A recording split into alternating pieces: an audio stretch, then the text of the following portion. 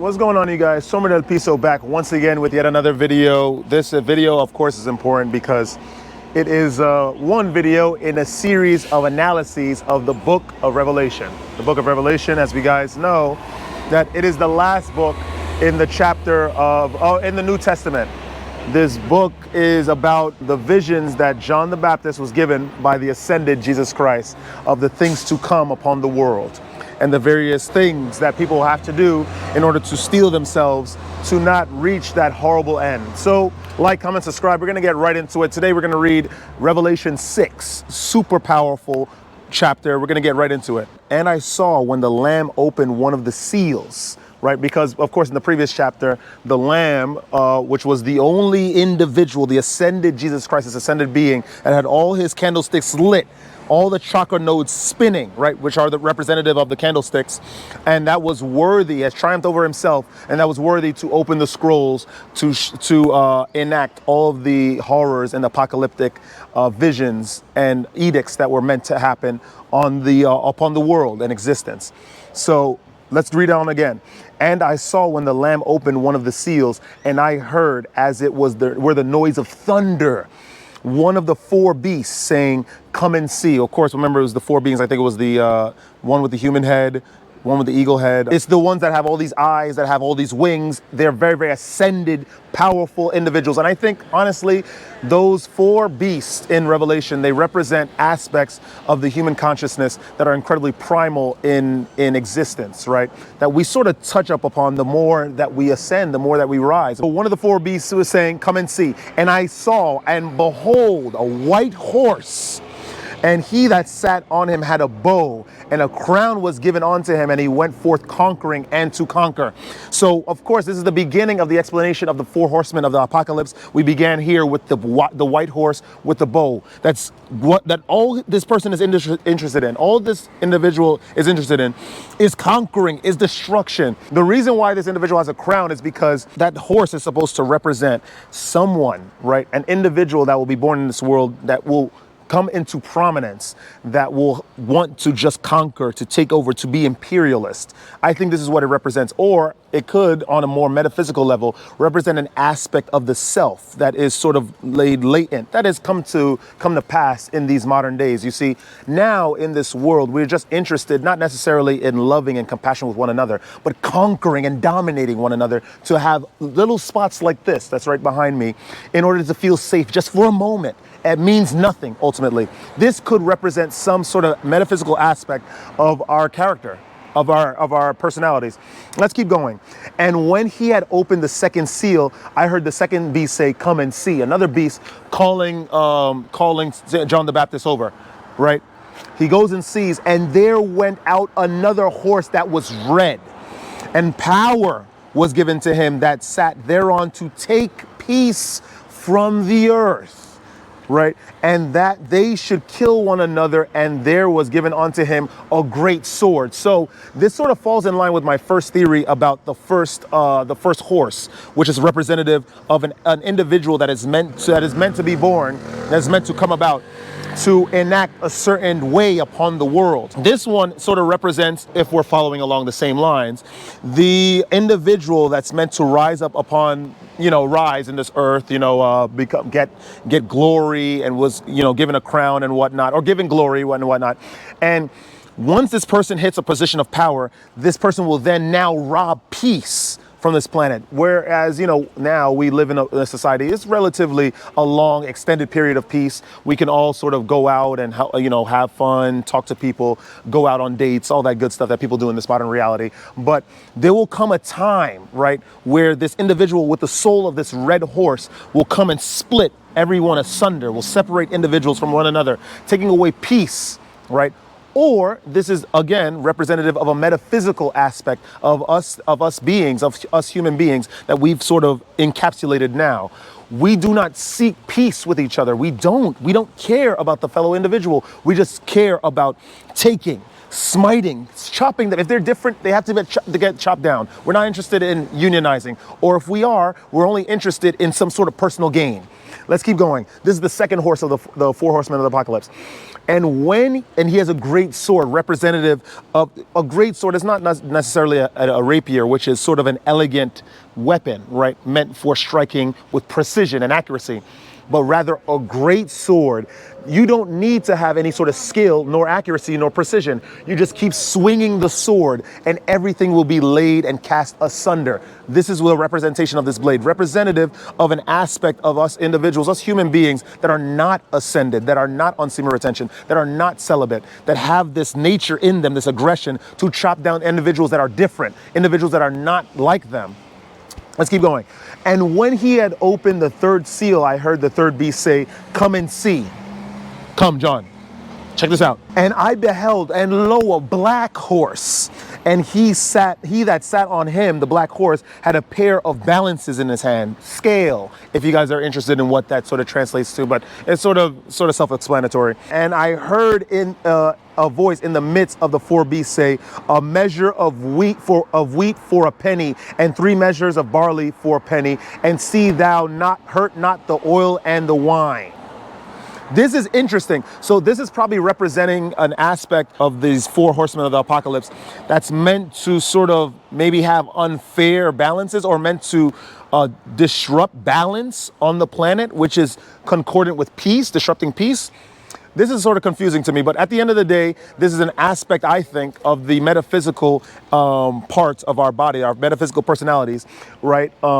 That sort of deals with not trying to seek balance, not trying to seek calm, not trying to seek tranquility. I think this is what it represents. Now, and when he had opened the 4th seal, it's the Lamb of God now, the ascended individual. I heard the voice of the 4th beast say, "Come and see." Let's go, Paul, this way, right here. Check this out.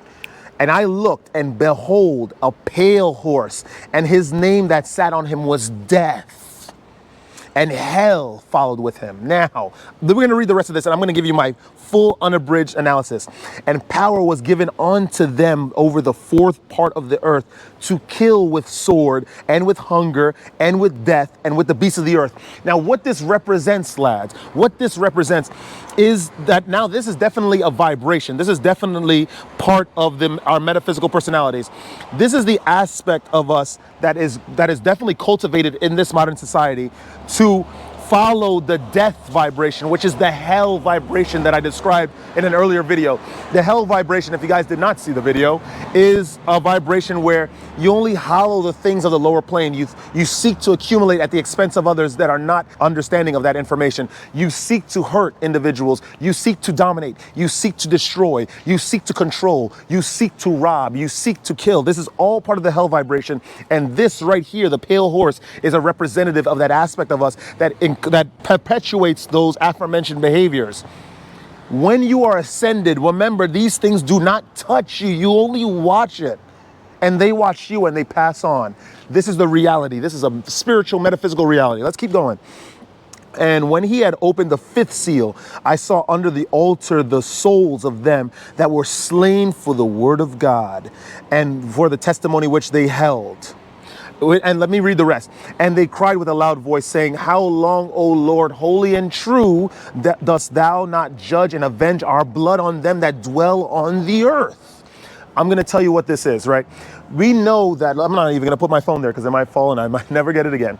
We know that we don't necessarily, when it comes to this analysis of the revelation, it's not necessarily for an individual that's Christian or Muslim or any of that stuff, right? Because those labels matter not. They're not important. What matters are the ways that they are preaching.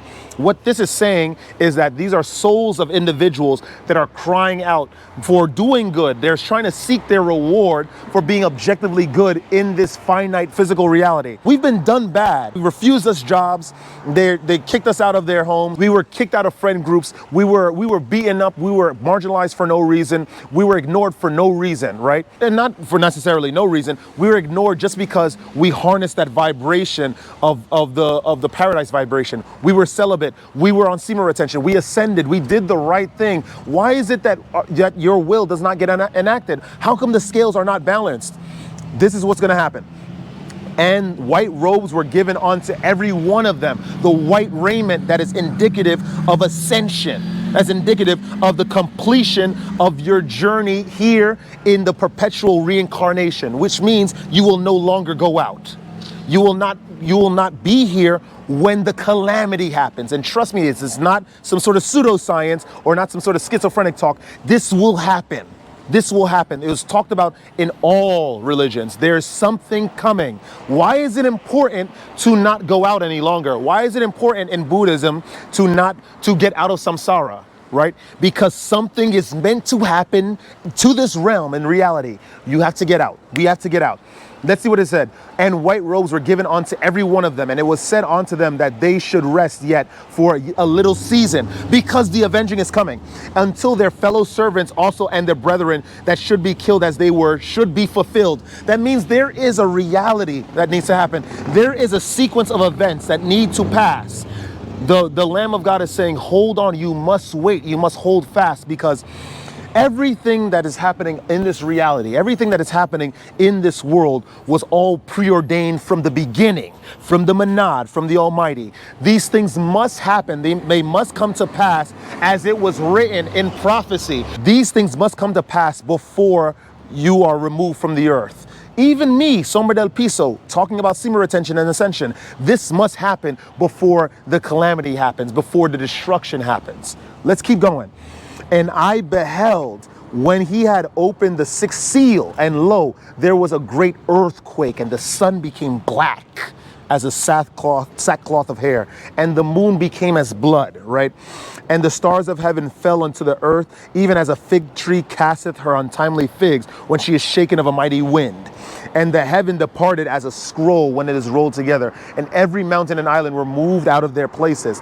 And the kings of the earth, and the great men, and the rich men, and the chief captains, and the mighty men, and every bondman, and every free man hid themselves in the dens and in the rocks of the mountains, and said to the mountains and rocks, fall on us and hide us from the face of him that sitteth on the throne, and from the wrath of the Lamb. For the great day of his wrath is come, and who shall be able to stand? Now, lads, I told you this.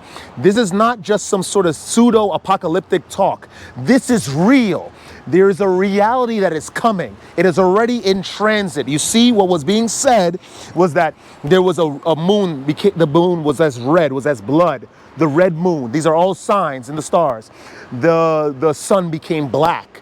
The islands and the lands were moved out of their places that were set upon the earth, that was charted by the people before us. Something is happening, and all the people in this world that did not follow the ways of ascension, that did not seek the ways of the higher realms, that decided to eschew the things of the lower planes, that were interested in just having sex, releasing their seed, buying things and hoarding things, taking advantage of the ignorant, showing intimidation, right? All of these individuals will now look upon that individual that ascended for guidance and for help and for sort of a moment respite, because by his appearance is a sort of sign that the end times are coming. What this means metaphorically, lads, is that as we ascend on this practice, there is a calamity that is to be dodged and avoided. There is a problem, there is an apocalyptic event that is meant to come upon the planet. This is the only reason why reincarnation is viewed as a very, very bad thing. When you are coming out again,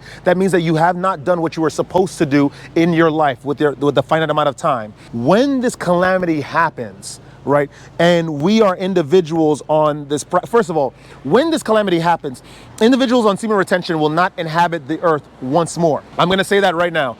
I don't think that the individuals of semen retention that practice it in earnest, that was completely about ascension, no peeking, no edging or anything, will not go out any longer, and they will not appear on the earth. It will only be the individuals that have not ascended, which means that they will be swept away by the calamity, right, that will befall the planet, that will befall this realm. We, as individuals on semen retention, we must see those different aspects, the four horsemen, right, of the apocalypse that symbolize the most basest of our desires, the most basest of our emotions. We must look at those things and shun them completely. We have to understand that semen retention, I'm going to repeat it from here to until my tongue falls out. It is about being light. The more you are in the practice of semen retention, the less karma that you have, and that means the less weight that you have. You are going to be floating. You are supposed to be light. You see how karma is supposed to enact upon the body. We are stuck in karma because we are stuck in an environment and a reality where we make a physical choice that scars the metaphysical, that gives us a response to our karma. That's only natural. That means that we're supposed to be clear, and we're supposed to be only presented by the karma of our immediate actions. We're not supposed to be presented by bad karma. We're not supposed to be presented by generational trauma, karma, anything. We're supposed to have cleared that being on the practice of semen retention. Once we do that, that means the only thing that we are being presented with, the only karma, is the karma of our actions. We are not supposed to face the second death. We are not supposed to face the aspects of our consciousness, which is of a basis reptilian nature that is seeking to keep us under. We are not supposed to face that. The only thing that we're supposed to face are the consequences of our immediate actions, and that's nothing, especially when you're ascended on this practice. Gentlemen, what I'm going to say is, at the end of this, to end this video, is that you have to stay fast, stay celibate, and stay concentrated and focused. Not only they don't understand, but they don't want to understand the way of ascension, and that's cool. You have done your job. You have spread your goodwill. Now, lest you be dragged down with them and stuck in this lower basis vibration awaiting the calamity, stay on semen retention, get celibate, hone in your power. Try to exercise a lot of compassion. Do not seek to do damage to the individuals that do damage to you, because this world and its pain is nothing. I say this all the time in my videos. The pain that people will inflict upon you in this world is nothing. Nothing. Your soul is still intact. Your practice is still intact. All of the benefits that you've obtained in your practice are still intact. This world cannot harm you, ever. Understand this in your very being, and you will not get touched by the things of this planet. I promise you. I promise you. That's how I live. And trust me, the longer you are in this practice, you're going to see things that way, and that will make you an enemy of the primordial serpent and his agents. Stay radiant, my friends. Always stay radiant. Don't ever let this place get you down. And stay radiant, like I said. I'll see you guys in the next analysis of the Revelation book. Woo!